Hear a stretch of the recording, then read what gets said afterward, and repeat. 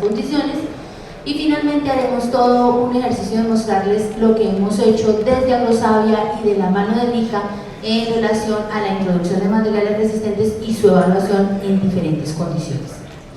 Entonces, hablar de la importancia del FOG R4T para ustedes no está frente al gremio bananero, pues puede ser muy obvio, pero recordemos algunas cosas simples que además han pasado en condiciones de Colombia, y es que los síntomas y la expresión de la enfermedad no pasaron en nuestra región tal cual estaba descrito en los libros, tal cual estaba descrito en la literatura de otros países. Entonces, el entendimiento de nuestros síntomas, de cómo se presentan y cómo han variado en La Guajira y Magdalena, es importante también para aproximarnos, y esto aplica para toda la región, a esos primeros diagnósticos, a esa detección temprana de la enfermedad. Entonces, son unos síntomas que varían con unos marchitamientos muy ligeros en las hojas más viejas, marchitamientos que de hecho, sobre todo en el borde de las hojas, a veces se confunden con deficiencias o con condiciones climáticas que pueden avanzar progresivamente al típico enruanamiento que sí conocemos y que estaba descrito en la literatura, y finalmente pues al interior se observa esa necrosis continua de los haces vasculares acompañada de la presencia de pilosas, que son obstrucciones de los haces vasculares, y es esa obstrucción de los haces vasculares, esa reacción a esa obstrucción, lo que genera el marchitamiento progresivo en la planta. Recordemos la formación de las estructuras de resistencia, clamidiosporas y microesporas, que son las encargadas del proceso de diseminación. Cuando vemos los síntomas, es importante que recordemos que no estamos en una infección que acaba de empezar. La planta de banano o de plátano pues es una bomba de agua, es un material, es un pseudotallo que está lleno de agua, y entonces antes de que nosotros veamos los síntomas ha habido un proceso de introducción del patógeno y de desarrollo de la enfermedad como tal. Se calcula que más o menos uno está hablando de unos 5 a 7 meses en la presencia de la enfermedad. Por lo tanto, cuando uno detecta la enfermedad, ya tiene otras plantas enfermas alrededor. Eso es casi seguro. Y por eso también el proceso de vigilancia tiene que ser muy oportuno. Estos son síntomas de la enfermedad en otras condiciones, pero muy similares a las nuestras, Venezuela. Y entonces también se presentan este tipo de amarillamientos como más secos, como más pérdida de la turgencia de la planta en plantas adultas, pero también es típico observar esto en plantaciones donde hay bastantes niveles de inocuo. En el caso de Colombia, como estamos trabajando con un proceso de detección temprana muy fuerte y reconocimiento de síntomas rápido y monitoreo, pues es difícil ver este tipo de condiciones, plantas jóvenes. Pero, contrario a lo que decía la literatura, que no se presentaban síntomas o lo que se reportaba en algunas partes, en plantas jóvenes, hoy sabemos que plantas jóvenes también con altos niveles de inocuo en el suelo pueden presentar enfermedad. Esto es una condición bastante severa.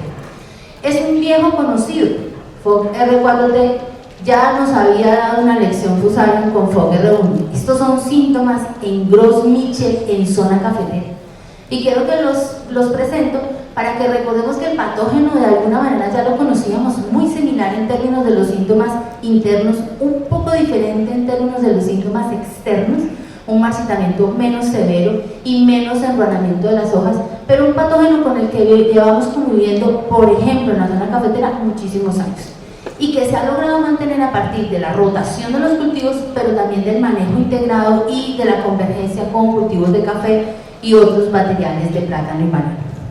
El patógeno se dispersa muy fácilmente, todas las labores del cultivo y básicamente aquellas que implican el movimiento del suelo son un riesgo, porque como les expliqué en la primera diapositiva, la presencia de las macroconidias, microconidias y clamidiosporas en ese suelo hace que cualquier partícula del suelo sea un agente vector.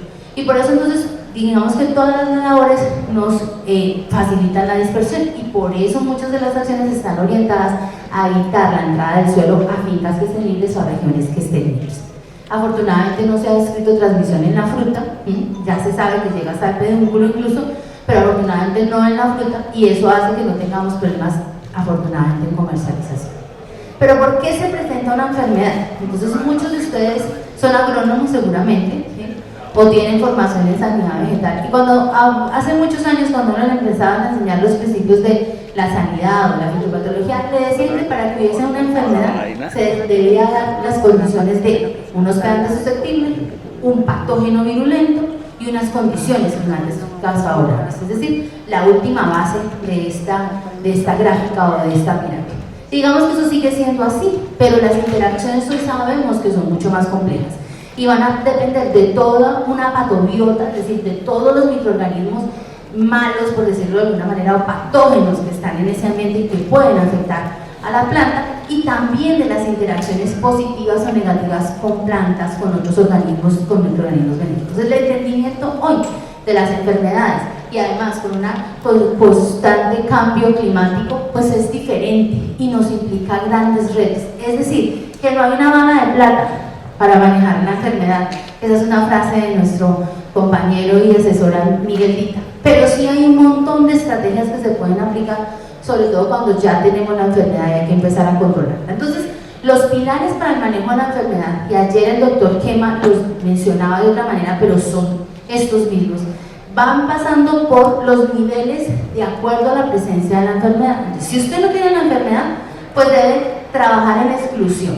Y la tarea de toda la región y la tarea en Colombia es que no llegue a Urabá, pero que tampoco llegue al eje cafetero, donde tenemos banano tradicional de tipo Gros Michel, y que no llegue a la zona platanicultura de Arauca, donde tenemos la mayor producción de plátano que consumimos casi en toda Colombia.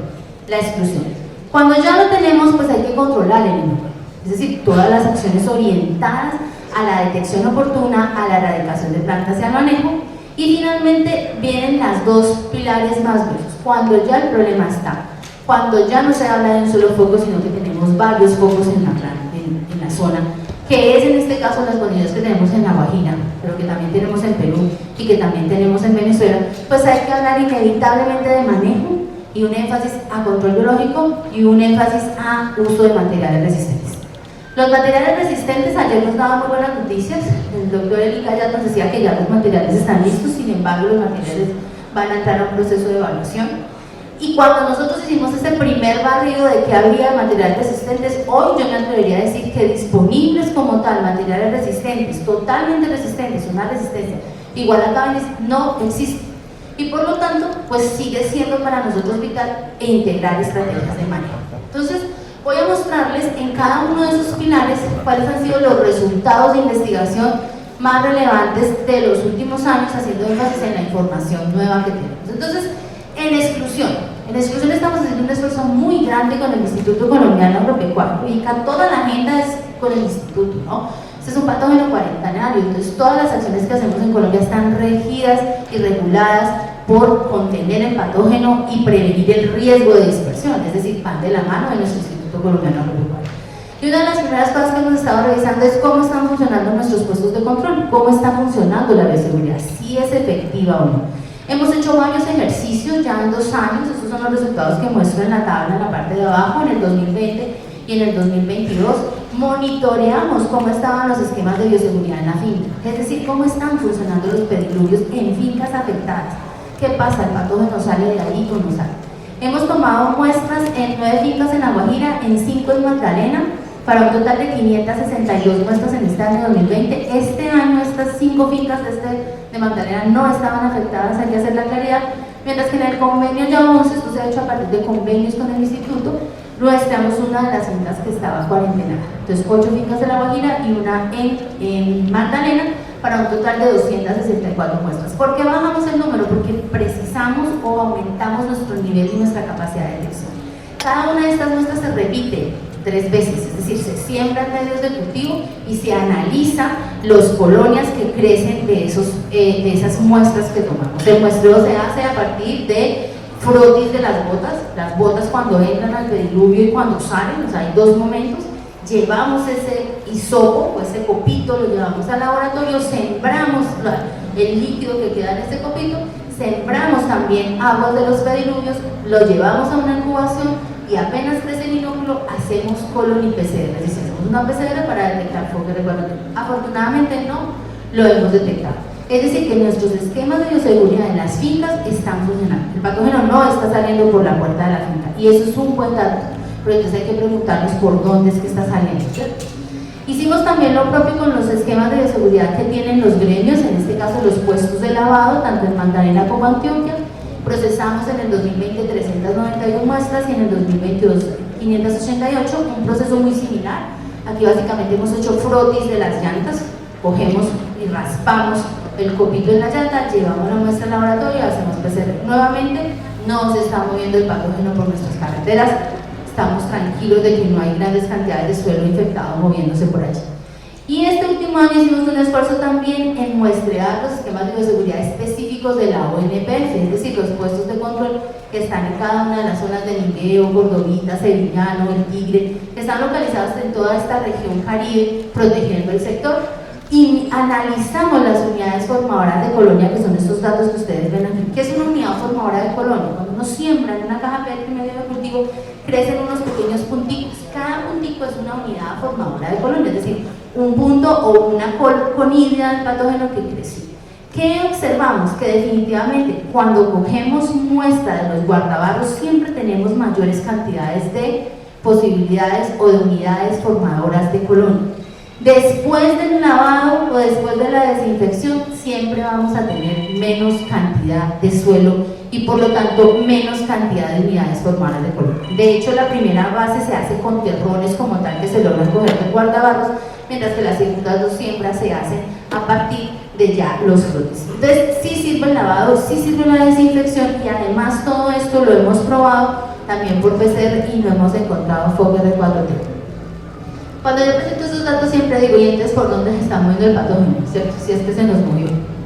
Lo que está claro es que nuestros primeros años en bioseguridad estaban débiles y que esos focos que hemos tenido nuevos muy seguramente son antiguos, porque recordemos, y por eso coloqué cómo se distribuye la enfermedad, cómo se presenta, muy probablemente ya teníamos el patógeno cuando empezó a reportarse. Y eso es lo que estamos combatiendo hoy, el que tengamos nuevas incursiones. Pero probablemente en esas épocas, 2018-2019, tuvimos las primeras incursiones en toda la región. Recuerden que yo ya les he mostrado otros resultados donde comparamos el genoma de Guajira y Magdalena y es el mismo. Entonces a Colombia solo llegó una incursión que además es diferente a la de Perú y se movió de la Guajira a Magdalena muy probablemente en esos primeros años. Ahora la tarea es que no lo dejemos mover para otras fincas y o para otras regiones. Tenemos información de esto ya publicada, en el stand de Agrosavia pueden encontrarla, donde hemos descrito todos los métodos que utilizamos para hacer pruebas de desinfectantes y pruebas de bioseguridad de la mano del INE. Me voy al segundo punto, en cómo disminuir el enojo. Pues para disminuir el lucro hay muchas estrategias, la primera es la erradicación, pero la erradicación va de la mano de una detección oportuna. Y aquí estamos tratando de hacer un esfuerzo en tener métodos mucho más eficaces. Hemos desarrollado un método basado en PCR digital. Para explicarlo en términos sencillos, la PCR digital amplifica las posibilidades de detectar el patógeno en muestras difíciles, suelo y agua, pero también en plantas asintomáticas. Hoy tenemos la desventaja que nosotros podemos ver la enfermedad solo cuando me da síntomas, no tenemos otra manera de rastrearla. Entonces hemos desarrollado una metodología puesta a punto. Estos punticos rojos que ustedes ven aquí es cómo se explica la técnica. La técnica genera una nube de puntos y esa nube de puntos se lee como un positivo. Y los punticos rojos son plantas asintomáticas. Si lo vemos en términos de lo que es un foco, la planta del centro que ustedes tienen aquí es una planta enferma. En esta planta enferma nosotros podemos detectar la enfermedad por varias técnicas. PCR de colonia, que es la técnica más sencilla, PCR convencional, que es como la siguiente tipo de diagnóstico, y PCR digital. Fíjense facilito en esta gráfica que vemos aquí, están las tres opciones. O sea, en la planta enferma yo detecto el patógeno fácil, por síntomas, por los tipos de PCR que hay. Pero en las plantas del lado, que no veo nada, que están todavía sanas, solo puedo detectar la enfermedad por PCR digital. Y hemos encontrado que nuestro método nos permite detectar hasta 53.3% más de plantas asintomáticas. Y esa información la vamos a empezar a modelar para tratar de definir cuál sería nuestra área mínima de muestreo. Pero solo con esta gráfica ustedes, los bananeros que conocen bien su sector y sus cultivos, ya les están diciendo, miren, el anillo de la primera planta alrededor de la enferma, el segundo anillo, el tercer anillo puede tener la enfermedad. Y entonces seguimos manteniendo que en la medida que usted haga un proceso de erradicación más grande, sobre todo cuando tiene un primer foco, pues va a ser más exitoso en su estrategia de prevenir la dispersión. Nos hemos puesto en la tarea, porque así como ustedes a nosotros también nos inquietan, es por dónde es que se nos mueve este patógeno, dónde es que está. El patógeno por su naturaleza tiene una distribución muy desuniforme, ¿cierto? No es lo mismo si yo hago un metro cuadrado de suelo y lo analizo en diferentes puntos, no encuentro la misma concentración de FOGR4T en cada uno de los puntos.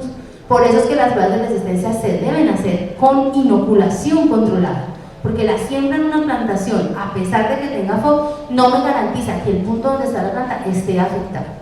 Y en ese orden de ideas, pues hemos monitoreado en La Guajira arbences, hemos monitoreado desechos en la plantación, hemos monitoreado los canales de drenaje, hemos monitoreado también el aire, las placahuellas que se han instalado en las diferentes fincas y hemos encontrado esto, definitivamente, ¿dónde hay más conillas?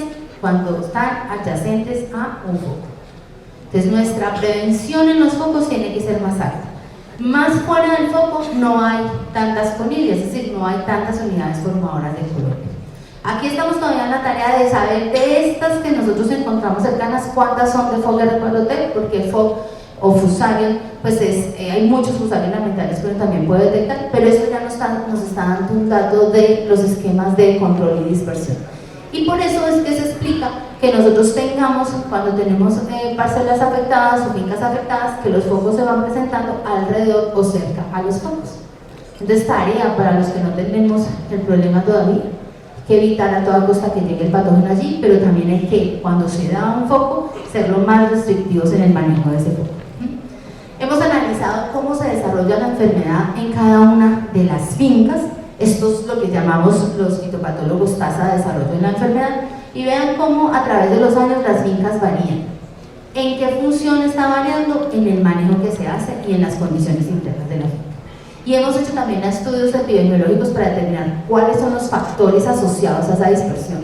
Aquí les presento estas fincas, este es el porcentaje de incidencia de la finca. Fíjense que las que tienen mayor cantidad de unión, es decir, tienen caseríos cercanos, fuentes de agua cercanas, canales de drenaje que comparten, presentan casos de mocos, pues son las que tienen una mayor incidencia.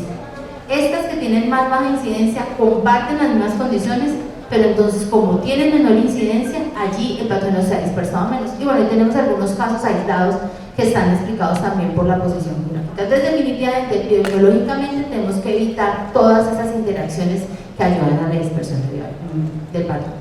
En el control biológico hemos trabajado con una estrategia muy fuerte, primero de entregarle al país resultados concretos de lo que ya tenemos.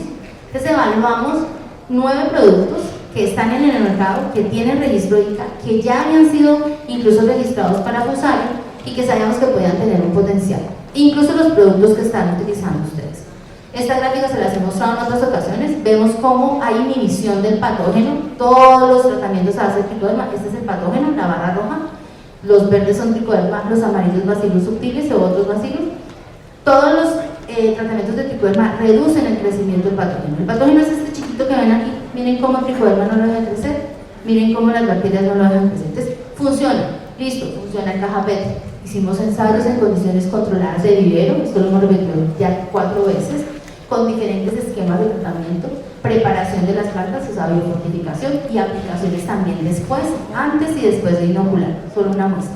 Y cosas bien interesantes, este es el resumen de 3 ensayos, o sea, el promedio de 3 ensayos. Fíjense en este, un tratamiento 7, que es una mezcla de microorganismos, un tratamiento 2, con reducciones importantes de la enfermedad. Miremoslo en términos de fotos, ¿cierto? Entonces, tratamiento 7, miren cómo se ven las plantas. Cuando las abro, solamente una tenía la enfermedad con respecto al resto.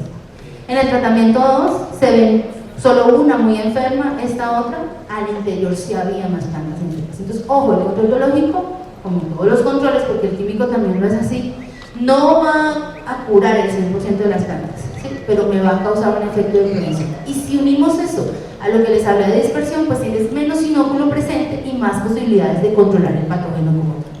Hemos puesto en esos ensayos también un poco más de ciencia. ¿Qué pasa en la planta? ¿Qué pasa a nivel fotosintético? ¿Qué pasa a nivel del verdor de las hojas?